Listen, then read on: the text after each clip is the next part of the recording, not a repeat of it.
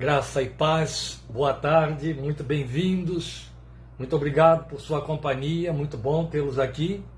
E hoje nós estamos aqui diante do nosso texto que você já viu aí na nossa página, A Razão da Esperança. Durante a semana também ficou anunciado aí o tema e é o que vamos abordar hoje. Portanto, eu convido você a abrir sua Bíblia em 1 de Pedro 3, de 11 a 15, faremos a leitura. Você deve perceber que há alguma pequena alteração aqui de ambiência, que eu estou ministrando sentado hoje. Hoje eu estou sentado, vocês podem diminuir o meu salário, fazer um desconto aí por conta de eu não estar falando em pé, não é? Aí deixamos de ter a penitência evangélica de pregar em pé, e aí hoje eu estou aderindo à modalidade de falar sentado. Estou aqui sentado, espero continuar sentado, e a gente vai ministrar sentado a palavra de Deus nesta tarde. Então você percebe aí algumas diferenças, mas não tem problema não, você vai se adaptar. E eu espero que seja só hoje, quinta-feira a gente já esteja de pé aqui, falando de novo como devemos.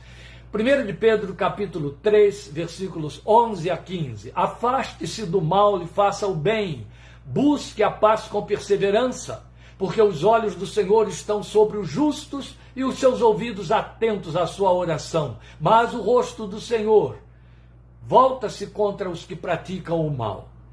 Quem há de maltratá-los, se vocês forem zelosos na prática do bem? Todavia, mesmo que venham a sofrer porque praticam a justiça, vocês serão felizes. Não temam aquilo que eles temem, não fiquem amedrontados. Antes, santifiquem Cristo como Senhor em seu coração. Estejam sempre preparados para responder a qualquer pessoa que lhes pedir a razão da esperança que há em vocês. Você já deve ter se dado conta que no versículo 15 está o nosso tema a ser abordado nesta tarde. Estejam sempre preparados para responder a qualquer pessoa que lhes pedir a razão da esperança que há em vocês. Diante, declinamos o nosso tema. A razão do qual? A razão da esperança. Vamos falar com Deus e logo em seguida nós estaremos de imediato transmitindo, compartilhando com os irmãos aquilo que Deus tem posto no nosso coração sobre esta proposta da sua eterna e santa palavra. Bendito Deus da nossa esperança, glória seja o teu santo nome. Obrigado por Jesus, nossa esperança viva.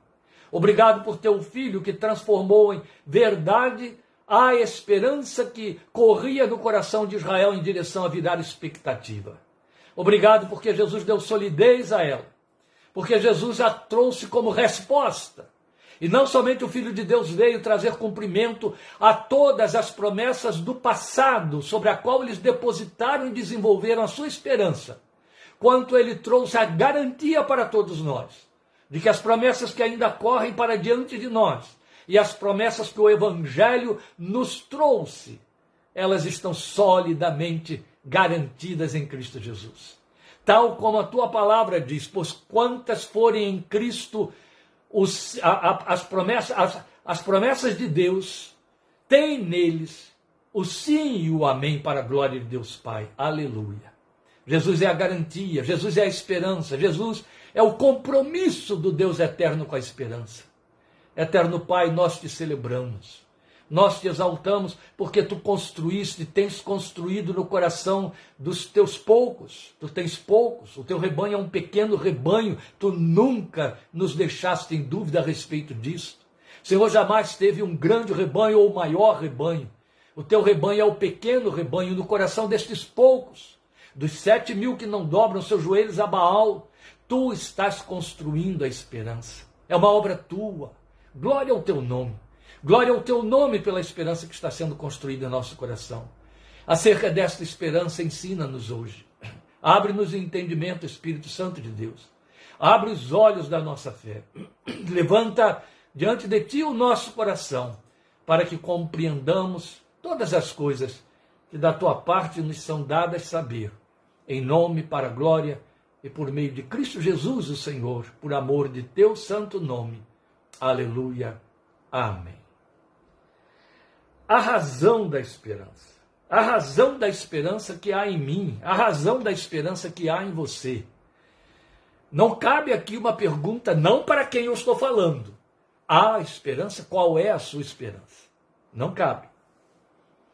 O que cabe é a comprovação de que somos prisioneiros da esperança, como diz Zacarias. Todos nós. Nada pode ser mais atraente, mais sedutor na fé cristã do que a possibilidade de esperar nas promessas, porque só espera nas promessas quem crê nelas. E só crê nas promessas quem entende que elas são palavra de Deus. E só crê que a palavra de Deus é palavra de Deus aquele que sabe que o Senhor não muda, que o Senhor não mente, que as suas palavras jamais cairão. Então a nossa promessa tem âncora para a nossa alma. É a Bíblia que nos diz isso em Hebreus. Âncora para a nossa alma é a promessa de Deus. Glória seja o seu santo nome. A razão da esperança que há em nós. Eu quero abusar da sua boa vontade e paciência em me ouvir para fazer uma releitura desse versículo 15 da forma mais próxima possível do original, da forma como Paulo o descreveu. Vocês sabem, já gastamos tempo explicando isso e eu não vou fazer você gastar mais tempo, que as nossas versões são versões. Não podemos ter tradução literal da Bíblia, não só por causa da longa distância dos textos originais, hebraico, aramaico e grego, mas também pela solidez daquelas línguas originais, a sua multiforma de sentidos, o próprio peso da sua mensagem poética. Então, o máximo que podemos fazer é versão. E eu gosto de ilustrar dizendo isso a você. Quando você pega uma música que você pensa que foi traduzida, mas originalmente produzida em inglês, em espanhol, noutra língua que não a nossa, o que você tem dela, o melhor que se pode fazer é versão. Alguns cometem uma coisa absurda, que é chamar de versão uma paródia, chamar de versão uma letra que você conhece apenas a música, e eles põem uma letra totalmente nova, dizendo coisa diferente do autor original. Isso não tem nada a ver com versão. A Bíblia só nos autoriza nas nossas línguas a termos versões, e não botar outra letra ou outra mensagem. E nem tampouco cabe uma tradução literal por conta da multifacetada forma de significados. Por isso é que eu vou ler o que há de mais próximo ao texto original, numa tradução literal de 1 de Pedro 3,15. Para que você possa perceber bem as nuances que teremos aí, eu vou voltar a ler como está na minha versão da NVI, que é a que se aproxima mais do texto grego, viu? Antes, santifiquem Cristo como Senhor em seu coração. Estejam sempre preparados para responder a qualquer pessoa que lhes pedir a razão da esperança que há em vocês. Quando você tem uma versão, uma tradução literal do texto, você tem aquilo que é menos versão, é mais tradução, mas continua dizendo a mesma coisa. Então, observem. Adorem a Cristo como Senhor. Como foi que você leu lá? Santifiquem a Cristo no coração de vocês. Adorem a Cristo como Senhor em seus corações, porque o verbo santificar, ele também se desdobra no significado de adorar. E a ideia de adorar está muito mais próxima do nosso entendimento do que santificar a Cristo em nossos corações. Você concorda? E, na verdade, o verbo favorece a tradução adorar. Então, aí vai. Adorem a Cristo como Senhor em seus corações e estejam prontos sempre para fazer sua defesa diante de todos que lhes peçam um relato racional acerca da esperança que está em vocês. De tudo que eu li ali em 3,15, parece que a única coisa que ficou íntegra aí foi a esperança que está em vocês, não é? Mas observe, eu vou reler. Adorem a Cristo como Senhor em seus corações e estejam prontos sempre para fazer sua defesa diante de todos que lhes peçam um relato racional acerca da esperança que está em vocês. Na minha versão, o que eu estou chamando aqui de relato racional é a razão da esperança que está em vocês. Qualquer que lhes pedir a razão da esperança que está em vocês. Responder a qualquer pessoa. O verbo responder significa também fazer uma apologia, é uma apologética, ou seja, defesa da fé. Tão bonito, não é? Os nossos versadores tiveram cuidado de traduzir o defesa da fé por responder, porque realmente o verbo responder no grego também traduz a palavra apologia, apologel, Pois bem, o que temos aqui é que a apologia é responder fazendo uma defesa, é responder levando conteúdo. Então não é uma resposta vazia, não é uma resposta dogmática, não é uma resposta impressa pelo nosso evangeliquez. Isso é superficializar a fé, a Bíblia não autoriza isso. É uma resposta com solidez, é defesa da fé, é uma confissão. O que o texto está dizendo é que você vai defender a sua confissão, vai fazer a sua confissão diante de quem chegar e disser, me explique, porque é aqui a razão, a racionalidade, ou dar um relato racional acerca da esperança. E por que que o inquiridor deste século vai pedir a mim e a você, igreja, que lhes faça um relato racional da razão, do motivo da nossa esperança? Porque eles não conseguem entender a esperança. Porque a esperança não existe como elucubração e definição e produto final de racionalização no sentido de você concluir. Ah, então porque não resta outra opção, o resto é esperar. Só resta esperar. Não, isso é para o mundo. A esperança é espiritual, a esperança é plantada dentro de nós, a esperança é cultivada e ela nasce e ela volta-se para Deus como uma declaração daí adorar de nossa confiança. Isso quer dizer que quando você defende a sua esperança, o motivo da sua esperança diante de alguém, você está adorando a Cristo em seu coração. Bonito, não é? E aí eu poderia fechar a Bíblia e dizer, amém, irmãos, quinta-feira a gente está junto, já preguei a razão da esperança. Não, tem mais. Então iremos um pouco além. Veja, nós temos dois expoentes aqui, o crente e os inquiridores. Para usar uma linguagem mais bíblica, os inquiridores deste século. Lembra dessa expressão? Ela é muito apropriada. Os inquiridores deste século. Então nós temos eles aqui, os dois. O crente, nós, não é? E os inquiridores, os incógnitos, aqueles vários, às vezes parentes bem chegados, não é? Às vezes os que estão debaixo do nosso teto são os inquiridores a respeito da nossa esperança. É interessante. Na linguagem de Paulo, esses inquiridores são aqueles que nos leem como cartas vivas de Cristo. É evidente que alguém só vai estar curioso ou interessado ou até desejoso de saber de conteúdos a respeito da esperança a partir do momento em que virem, que lerem essa esperança da nossa vida. Não é por nossas declarações ou cânticos. É muito fácil ser crente de verbalização. Meu Deus, isso não falta. Não. E, na verdade, a Bíblia não diz que eles nos ouvem como cartas vivas de Cristo. A Bíblia diz que eles nos leem. É um prescrutar. É uma análise. É uma verificação. Então, a posição dos inquiridores é conhecer uma explicação lógica da esperança que está nesse crente. Ele vai ficar querendo a vida inteira que essa explicação seja lógica. Na verdade, não há lógica na esperança. Começa a dizer que ela é uma obra operada pelo Espírito de Deus, pelo próprio Deus em nossos corações. Basta ler Romanos capítulo 3, você vai ter isso, Romanos 5, você vai ter isso de 3 a 5. Paulo nos diz, eu gosto muito desse texto, que a esperança é construída dentro de nós a partir da tribulação. E aí eu acho muito válido a colocação que estamos fazendo, de que nossos inquiridores vão ler a nossa vida e aí perguntar, como é que você continua crendo e dando glória a Deus no meio disso tudo, não é? Porque lembra do texto de Romanos? Porque a tribulação produz perseverança. E a perseverança um caráter aprovado. E o caráter aprovado, esperança. Começa com tribulação para chegar à esperança. Você percebe como que a gente luta contra, né? O tempo todo. A gente, quando passa, e ninguém quer passar, por um processo de tribulação, para qualquer resposta, que a solução, que a promessa, quer se livrar dele. A primeira coisa que a gente faz, e usa a oração para fazer isso, é não, Senhor, não dá, não quero, chega, me livra, guarda-me. Em outras palavras, nós estamos dizendo, eu não estou te vendo nisso, e eu não quero isso, mesmo que tu estejas nisto, mesmo porque a gente acha que está pronto, né? Mas o Deus que nos construiu e que cuida de nós, sabe o que falta, quanto falta, e quanto é ruim que falte.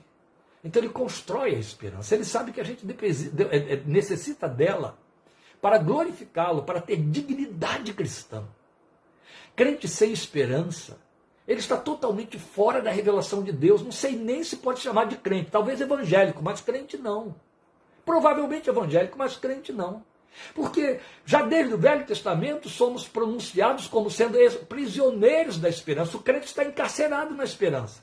Ele crê porque ele espera. E ele espera o que não vê. Leremos, falaremos, chegaremos lá. Então, de um lado, o inquiridor que está querendo uma explicação razoável, uma coisa lógica, é claro.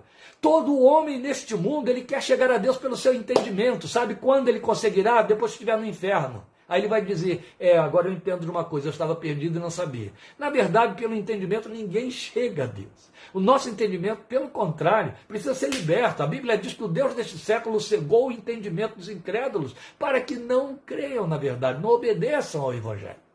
Então não há por que ter a tolice, ser tolo o suficiente para pensar que com arrazoados nós vamos convencer alguém. Não.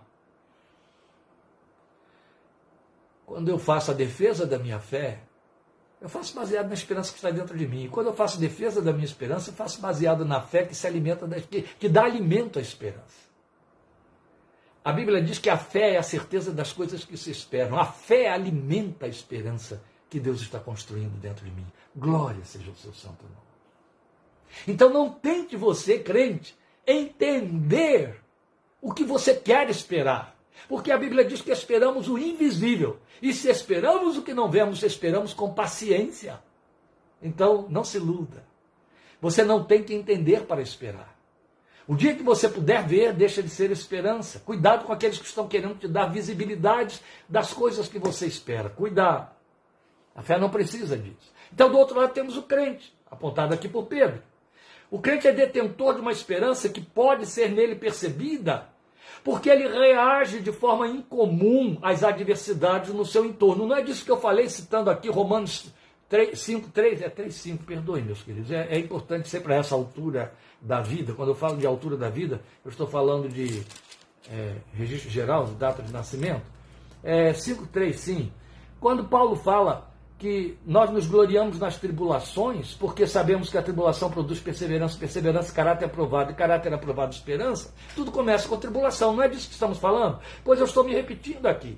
O crente é observado pelos seus inquiridores porque eles percebem que ele reage de forma incomum, na contramão ao comum dos homens, em meio às adversidades no seu entorno. Isso não quer dizer que ele fique indiferente. Isso não quer dizer que ele faça negacionismo, do tipo, nada está indo ruim, nem de mal a pior. Não tem nada de ruim me acontecendo, não. Pelo contrário, o crente não é covarde, não se esconde, não foge, não dá uma de síndrome de avestruz, escondendo a cabeça na terra até que tudo passe. Não, se ele tem que se esconder, ele se esconde debaixo das asas do que habita no esconderijo do Altíssimo. Do que está no esconderijo do Altíssimo que tem um esconderijo no qual nos abrigamos. Não. Os versículos 11 e 12 dizem exatamente sobre essas adversidades que podem ser enfrentadas. Afaste-se do mal, faça o bem. Busque a paz com perseverança. A perseverança não está lá dentro daquele receituário da esperança. Tribulação produz perseverança. Olha como a Bíblia toda aqui é a pena de Pedro, não é a pena de Paulo lá em Romanos 5. A Bíblia toda se comprova, se confirma. E é tão lindo, né? Vocês vão aprender estudando em Gálatas, algo que vai nos fazer nos dobrar diante de Deus pela excelência da sua revelação e como ele acha aqueles a quem ele quer.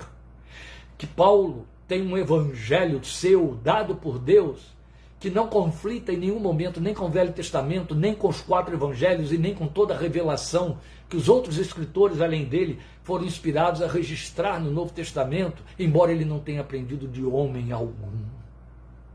Eles andaram com Jesus todos os outros 3 anos. Paulo andou com um Jesus que já estava invisível também 3 anos na Arábia. E olha como que a teologia dele está tão de acordo com a de Pedro, ou a de Pedro de acordo com a dele. Pedro está dizendo aqui, busque a paz com perseverança. No meio do mal, faça o bem. Busque a paz com perseverança. A perseverança está aí como ingrediente da esperança. Porque os olhos do Senhor estão sobre os justos. Os seus ouvidos estão atentos à sua oração. Você só pode crer nisso se esperar. Que os olhos do Senhor estão atentos. Que os seus ouvidos estão atentos à sua oração. E seus olhos estão sobre você. Mas o rosto do Senhor volta-se contra os que praticam o mal. O que você tem aí é o texto falando de adversidades. às quais nós reagimos com o bem no lugar de devolver com o mal. Reagimos com perseverança, nós insistimos, nós voltamos lá, nós continuamos a crer, enquanto outros desistem. Eles observam isso, porque há esperança em nossos corações. Depois, esse crente não se abala, mesmo que esteja sob ameaça. É o versículo, aliás, eu teria de ter lido o 13 também, que há de maltratá-los, se vocês forem zelosos na prática do bem. E aí no 14, então, ele vai nos mostrar que no coração desse crente não há abalo, mesmo que ele esteja sob ameaça. É o texto que você tem aí, do versículo 14, todavia, mesmo que venham a sofrer porque praticam a justiça, vocês serão felizes. Não temam aquilo que eles temem, não fiquem amedrontados. Aí ele está citando Isaías 8,12. Isaías 8,12 nos diz exatamente isso. Não tenham medo das coisas de que eles têm medo. Não é lindo? Olha o contraste aí. Eles têm por que se desesperar. Eles têm por que ter medo de tudo. Navegam nas trevas, não sabem para onde vão. Mas você não precisa ser assim. Você não tem que ficar angustiado quando sofre. Porque a promessa te diz que você vai ter alegria no meio do seu sofrimento. Aliás, Pedro e Tiago exortam conosco a que nos regozijemos no meio das tribulações. É uma linguagem que está distante da igreja moderna, a igreja que é neta daquela igreja onde nós fomos gerados. Essa igreja de netos, ela está vazia de tudo isso.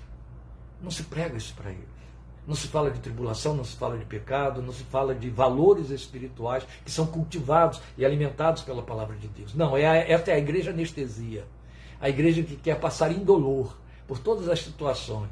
A igreja negacionista que quer uma vida espiritual na crista da onda, navegando em esqui na neve. Não, não. Não existe isso na fé. Não é esta a fé do reino, não é esta com que a palavra de Deus está comprometida, nem aquela alimenta. Então o crente não se abala, mesmo debaixo de ameaça, porque ele não espera na palavra do homem, nas leis humanas, nos decretos humanos. Ele sabe que eles vêm e eles vão. O governo decide uma coisa hoje, amanhã vem outro que desfaz. Não é assim? Nós vivemos essa política suja da humanidade e na humanidade, e então quem deposita alguma esperança nela está lendo outro evangelho, indo para um lugar de onde não voltará, provavelmente. Mas veja, depois nós temos o texto dizendo que esse crente está pronto para fazer a sua defesa. Pedro diz, você tem que estar pronto para fazer. A sua versão diz, esteja preparado. Eu prefiro usar o que eu li aqui no texto original, esteja pronto. Sabe, porque a questão de estar preparado é como se eu fosse para casa, fazer leituras de compêndios, consultar A e B, perguntar a pastor fulano e beltrano, que resposta que eu vou dar a fulano e beltrano que vão me inquirir acerca de tal coisa, ou quando eu estiver entre os meus companheiros de trabalho e tal. Não se trata de fazer uma preparação prévia. Pelo contrário, Jesus já tinha dito coisa totalmente diferente. Lembram do que disse o Senhor Jesus? Quando vocês forem levados perante as autoridades, não estejam preparados de antemão a respeito, e nem ansiosos, a respeito daquilo sobre o que terão de responder. Porque quando lhes for mandado ou dado falar, isso falem, porque não serão vocês que estarão falando, mas o Espírito de seu Pai que está nos céus. Aleluia! O que o Senhor está dizendo é, esteja pronto. Não tem que ter preparação prévia, esteja pronto, porque se trata de botar para fora o que o coração sente. Olha, eles querem uma explicação racional, você vai ter que dar uma explicação fidúcia, uma explicação de fé, baseada na fé e não na racionalidade. Se você for tentar explicar, seria a mesma coisa que contrariar a letra do belíssimo cântico da harpa cristã que diz, não sei porque, eu sei que Jesus me ama, isso não sei explicar. Não sei explicar. Quem sabe explicar porque que é amado? Quem sabe explicar porque a paz de Deus, que excede todo entendimento, guarda seus corações? Quem sabe explicar porque Deus nos alcançou, nos chamou e nos salvou em Cristo Jesus? Você só aceita os fatos que a Bíblia te apresenta pela fé. Então não há explicação racional para dar. O que eles querem é uma racionalização. É no terreno do entendimento deles. Mas o que temos para dar é fé. É fruto da fé. A razão da esperança, eu estou pronto, eu ponho para fora o que o coração sente, o que o coração entende. É isso. o que o coração percebe, aquilo em que crê. O terreno de entendimento do nosso coração, ou o terreno em que corre a compreensão de coisas espirituais em nossos corações é a fé. É só a fé. Pois bem, depois de toda essa colocação aqui para fundamentar para você a razão da esperança, cabe essa questão. De qual esperança falamos? Porque quer queiram ou não, quer creiam vocês ou não, e eu tenho certeza que vocês sabem disso tanto quanto eu, há muita confusão na mente dos crentes hoje em dia, a igreja neta, como eu disse, a respeito de esperança, assim como de todos os outros construtos. Mas esperança, por exemplo, esses menos vivenciáveis, menos pregados, desses então, assim como há uma confusão tremenda, absurda e até que extrapola a Bíblia de outro evangelho sobre a fé, conceitos de fé, definição de fé, entendimento sobre fé, que foram distorcidos na confissão cristã por conta de ensinos falsos ou vazios, rasos. Assim é a esperança que vai pelo mesmo caminho.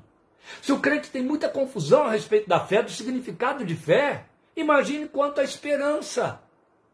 Porque nós sabemos que estamos cercados por uma geração que pensa que a fé é uma mantra que você fica declarando e declarando para que algo se realize, é uma energia mental evangélica, que você mentaliza para que as coisas aconteçam. Foi ensinado isso a uma geração que, coitadinhos tontos, comeram a isca com anzol e etc.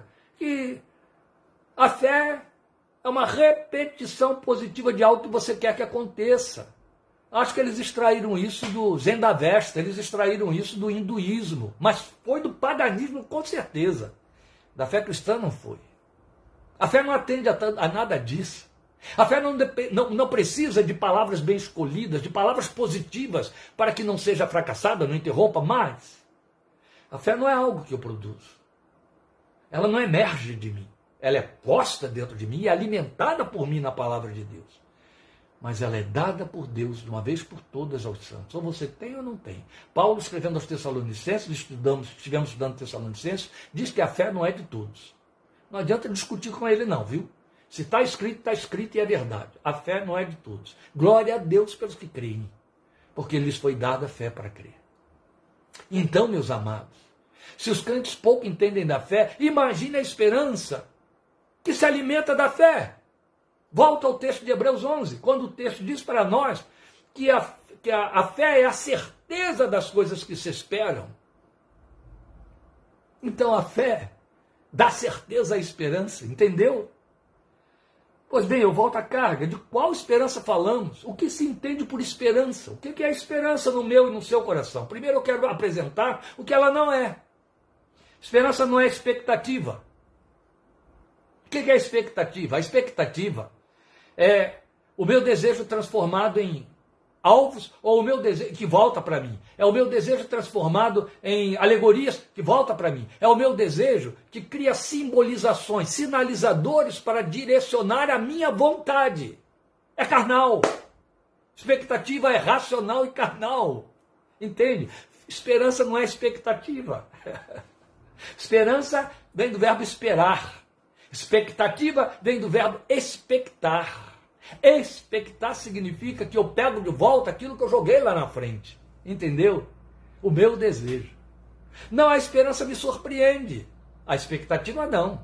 A expectativa, ela traz uma realização do que eu desejava.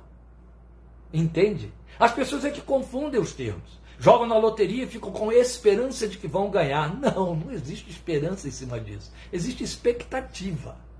E quando você confunde esperança com expectativa, você procura lá na fé, ela não existe. A fé não está comprometida com a expectativa. Porque a expectativa é sua. Volto a dizer, aí eu estou falando como psicólogo, a expectativa é o seu desejo que você joga lá na frente, depois ele volta para você. Pode não chegar, ou chegar distorcido e você não reconhecê-lo, mas ele volta para você. Esperança não. A esperança simplesmente depende, tem outro objeto e não depende de você, não depende dos seus conteúdos. Esse é o detalhe, glória a Deus. Então a outra coisa que vem como evidência da expectativa, ou na mesma bagagem da expectativa, em decorrência, que não é esperança, é fantasia.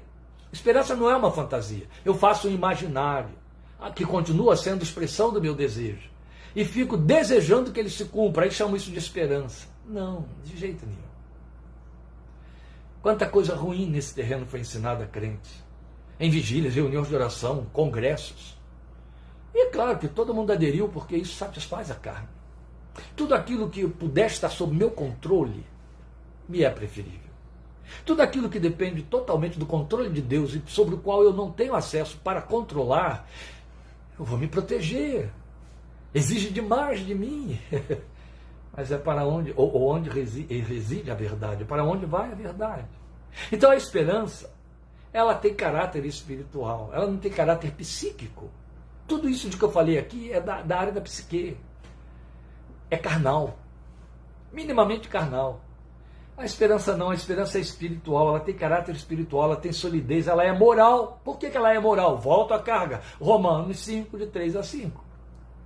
Ela é trabalhada por Deus a partir da tribulação. Ela é moral. Não é verbalização vazia, como mantra, em direção a sortilégio. Não é isso. E preste atenção, meus queridos, em defesa da fé. Quando a esperança é fruto de uma tribulação, qualquer que seja o tamanho dessa tribulação, tribulação, ninguém a recebe com palmas. Pelo contrário, Tiago e Pedro dizem que nós recebemos chorando. E é fato.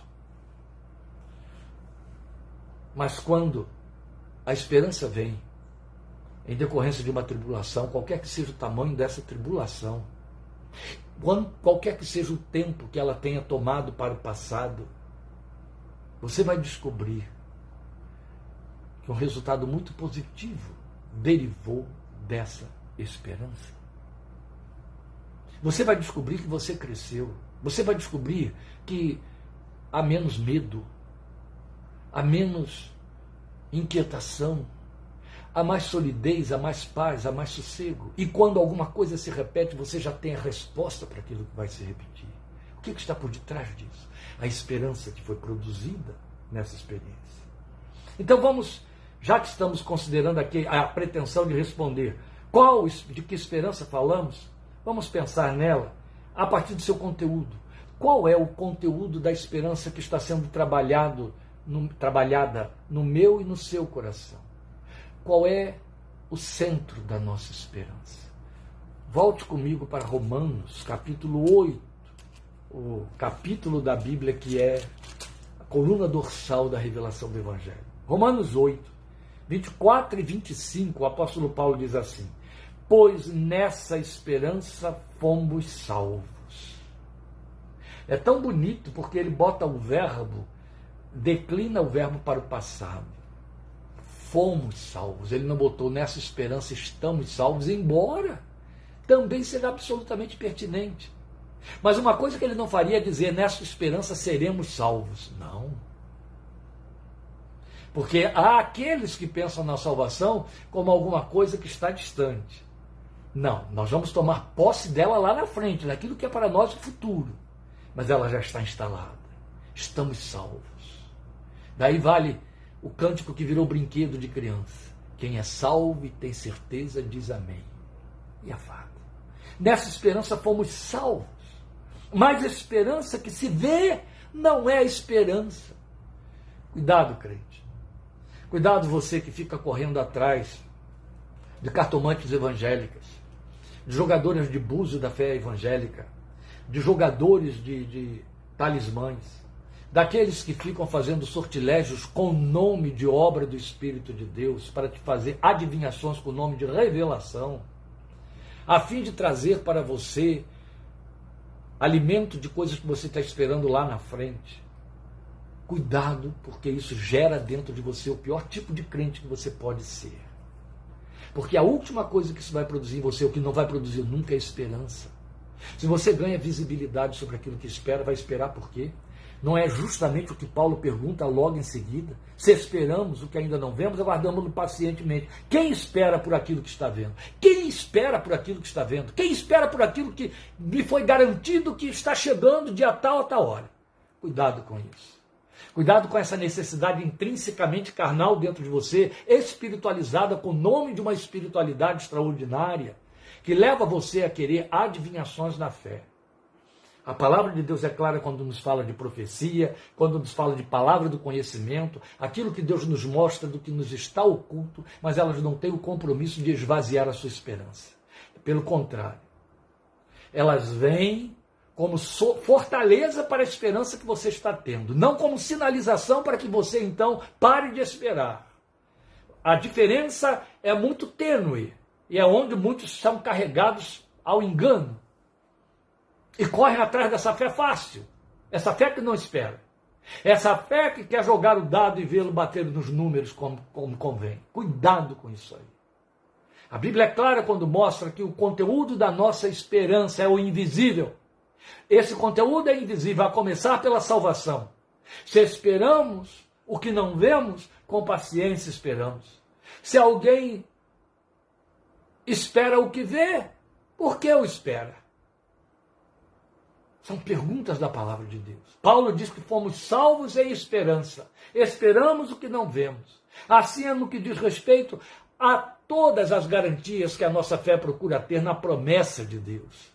Elas não estão visíveis para nós. Nós temos a Bíblia pontuando para nós, fazendo despontar homens e mulheres em Hebreus, naquela galeria enorme de Hebreus 11, que popularmente chamamos de heróis da fé, uma colocação inapropriada, a meu ver, mas eles são pontuados para nós, de Abraão a Sara, Moisés, para falar de uma esperança e de uma fé que esperava em cima do que eles não viam.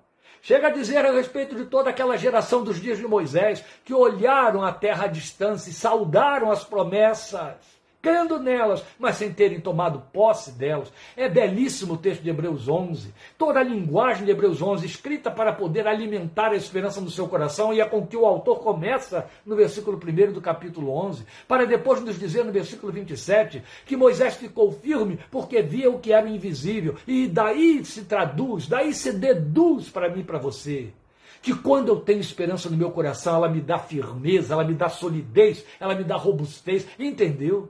Ela me cria raízes, ela põe chão debaixo de meus pés. Moisés ficou firme porque via o que é invisível, via aquele que ninguém vê, via aquilo que ninguém vê, via aquele que é invisível, via o invisível. Glória a Deus. A esperança investe nesse invisível, porque esse invisível está visível, claramente visível em nossos corações. É a presença gloriosa do nosso Deus e Pai pelo seu Espírito que em nossos corações habita. Esse visível tem uma carta assinada. E ela é a palavra de Deus em cada uma das suas páginas, todas as vezes que você a abre e a lê. Você percebe a tragédia do caminho do crente? Eu acho que é a experiência mais desprovida de inteligência que se pode pensar. Alguém se converter a Jesus e não procurar crescer no conhecimento dele, não crescer na palavra. Eu estou cercado de crentes que visitam muito extemporaneamente a palavra de Deus e quando o fazem, através da pena do pastor no púlpito.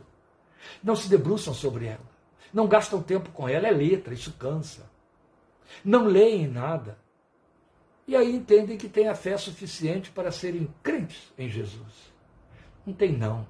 Estão, infelizmente, dentro do contexto de Salmo capítulo 1, levados à roda por todo vento de doutrina em Efésios capítulo 4. E Salmo 1 dizendo que são como a moinha que o vento espalha. Seduzidos rápido e facilmente na roda dos escarnecedores, porque não tem conteúdo. Eles conhecem jargões da Bíblia. Eles não conhecem a palavra de Deus. Eles conhecem o evangeliquez. Eles conhecem as expressões grifadas. Eles conhecem o que é o nosso jargão, aquilo que popularmente a gente canta, que repete nas canções, mas não conhecem o Evangelho. Não consigo crer que esse tal seja crente. Ele é um bom evangélico, é um bom membro de igreja, ele vira líder dentro da igreja, faz uma briga nas assembleias, defendendo os valores da igreja local. E por isso mesmo, porque não entende nada do reino, porque essa fé não está alimentada solidamente na palavra. Não vê o invisível, só entende do que é visível. Me dá uma pena. E ao mesmo tempo que me dá uma pena, me dá uma espécie de repulsa. porque eles às vezes chegam diante de nós querendo defender sua confissão, fazendo defesa em cima de jargões. É de uma tolice a toda prova. Que tristeza que é. Não se iluda, meu irmão, minha irmã. Se a sua fé não é bíblica, se você não se alimenta dela, ela pode ser fé protestante. Só isso. Isso não é bom, né? Não é não. Então, na verdade, a esperança tem conteúdo. E o conteúdo da esperança é invisível.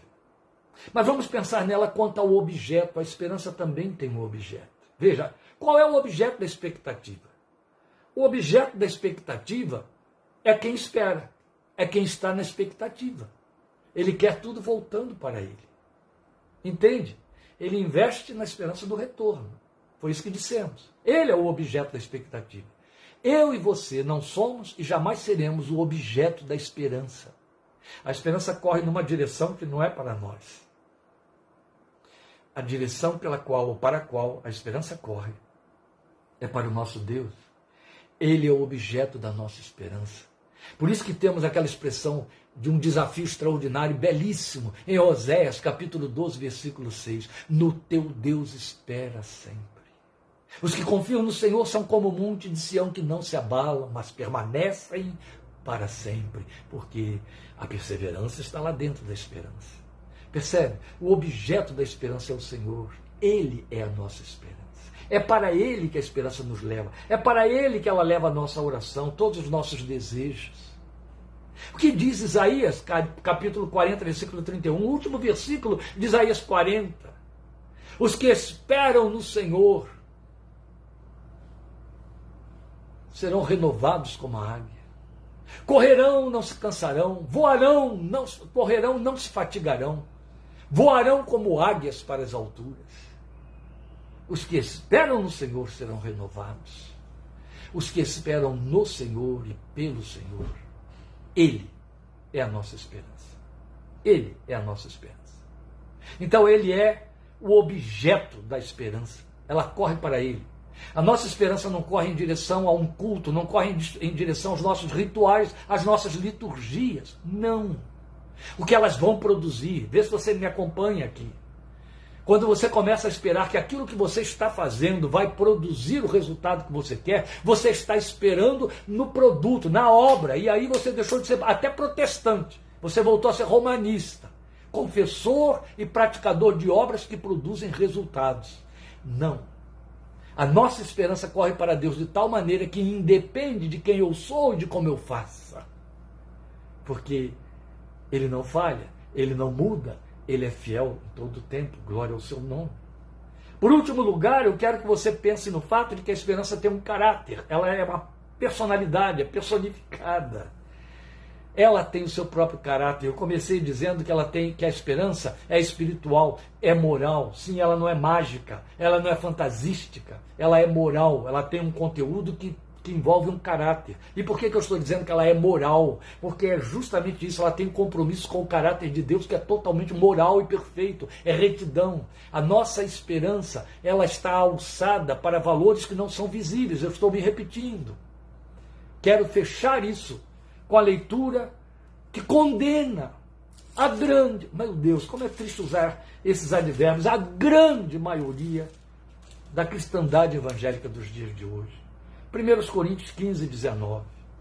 Queridos irmãos, se nós parássemos para pensar em 1 Coríntios 15, 19 na nossa confissão, seria o bastante para corrigirmos um sem número de distorções na nossa fé. Se os crentes temessem um pouco mais a veridicidade da palavra de Deus em cima de 1 Coríntios 15, 19, prestariam um pouco mais de atenção na forma como estão crendo e como estão alimentando a sua confiança. Em 1 Coríntios 15, 19, Paulo diz assim para nós: se é somente para esta vida que temos esperança em Cristo, somos de todos os homens como ele foi enfático aqui. Somos, de todos os homens, os mais dignos de compaixão. Você sabe como é que está na sua versão? Leia aí na sua versão. É muito mais contundente do que esse alívio que a Nova Versão Internacional deu à pena de Paulo em 1 Coríntios 15, 19. Se esperamos em Cristo somente quanto às coisas desta vida, somos os mais infelizes de todos os homens. Aqueles que receberam o título de bem-aventurados. É com que Jesus abre o seu discurso no Sermão do Monte. Agora estão ganhando o título de mais infelizes que todos os outros. Não pode haver abominação maior. É a pior expressão de testemunho que pode acontecer e que pode cunhar um confessor da fé cristã. O mais infeliz de todos os homens. Que lástima! Que coisa trágica e vergonhosa! Que desperdício de sacrifício do Filho de Deus! Mas Paulo está dizendo enfaticamente aqui para mim e para você que se a nossa esperança em Cristo corre somente quanto às coisas desta vida, somos os mais infelizes de todos os homens. Lamentavelmente sou obrigado a dizer que da minha experiência dentro de um gabinete pastoral, isso se atesta de contínuo. Os crentes que vêm se arrastando como lesmas na fé, mais infelizes do que os seus vizinhos que batem tambor nas sextas-feiras à noite, são aqueles que ficaram depositando a sua esperança em cima do que os púlpitos ficaram dia e noite lhes prometendo quanto às coisas dessa vida. Usar a fé para obter respostas quanto às coisas temporais, usar a fé para só obter a resposta em cima daquilo que é visível, que lhes traga satisfação, que lhes dê disposição ou que lhes dê o prazer de poder dizer: eu não sou um bandista, eu não sou católico, eu não sou kardecista, eu não sou messiânico, eu não sou teosofista, eu não sou budista, porque o que eu peço eu tenho, eu recebo, Deus me dá. Desgraçada confissão! Não é isso que a Bíblia diz para mim e para você, meus queridos. A Bíblia diz que se eu espero nele somente quanto às coisas desta vida, quanto ao que eu contabilizo, quanto ao que eu quero botar na minha garagem, quanto ao que eu quero que vença no mês seguinte, quanto ao que eu quero que seja a robustez do meu contrato, eu sou o mais infeliz de todos os homens. Eu estou corrompendo, trazendo para dentro da tenebrosidade a glória da minha confissão que custou o Filho de Deus para me trazer vida eterna e vida cheia de paz e de esperança. Eu estarei forçando Deus a fazer disputa com as minhas expectativas para poder me entender, me confessar e testemunhar que sou abençoado. Por isso é que esse tipo de confissão tem racionalidade, só que é falso. Se eu vou dizer para os outros que eu tenho esperança porque ontem eu pedi tal coisa e Deus fez entrar pela minha porta no dia seguinte, aí há racionalidade. Mas não há esperança. Não é esperança. A verdade é que se eu pretendo que a minha fé, as minhas orações, a minha busca por reunião de oração pela irmã menininha do Gantuá, para jogar o buzo da fé, para me trazer resposta às minhas aflições cotidianas, que me nivelam a todos os que não têm esperança, se reduz a isso, sou o mais infeliz de todos os homens, a Bíblia está declarando. Se eu converto a minha fé, se eu reduzo a minha fé à expectativa daquilo que meu braço pode ganhar, que meu amigo pode fazer por mim, que o médico pode resolver, se eu reduzo a minha fé àquilo que o outro consegue melhor, até mesmo lá nas áreas em que ele serve ao Satanás, eu sou mais infeliz do que ele, mais infeliz do que todos os homens. Porque quando eu espero no meu Cristo, para além das coisas desta vida, as coisas desta vida poderão estar concorrendo para me ensinar, para poder dizer como Paulo, que aprendi a estar contente em toda e qualquer situação. A minha esperança está correndo para a palavra que diz que crê que o meu Deus age por meio de todas as coisas para o meu bem, para o bem daqueles que são chamados pelo seu decreto. Se eu faço a minha esperança correr para além das coisas que são temporais, eu creio que eu estou sendo abençoado com toda a sorte de bênçãos espirituais nos lugares celestiais em Cristo Jesus. Aleluia. Se eu elevo a minha esperança para o nível do que a palavra de Deus criou, esta é a razão da esperança que está dentro de nós. Ela não pode ser mensurada, ela não pode ser avaliada, não. Quanto às coisas que obtemos, quanto às coisas que ganhamos, seja em cima das quais validamente oramos, eu devo ser grato. Grato porque elas me vêm como acréscimos. Foi exatamente o que o Filho de Deus disse. Ele disse que eu não tenho que ficar ansioso e sair correndo atrás de saber o que vou comer, beber, vestir. Porque o Pai me acrescenta, o verbo usado foi acrescentar, ele me acrescenta estas coisas na medida em que eu busco o seu reino em primeiro lugar e a sua justiça, ou seja, a esperança elevada para cima das coisas temporais. O que vemos hoje? O que vemos hoje são igrejas inteiras, que não só se reúnem para ensinar isso a um bando imenso de gente que se pensa cristã, mas ganhando dinheiro em cima dessas falsas promessas, gerando em seus corações uma fé que produz resultados visíveis imediatos e não eleva a sua confissão e a sua espiritualidade 1 milímetro em direção ao céu, mas são terra plana, terra arrasada na sua espiritualidade. Triste, triste, triste.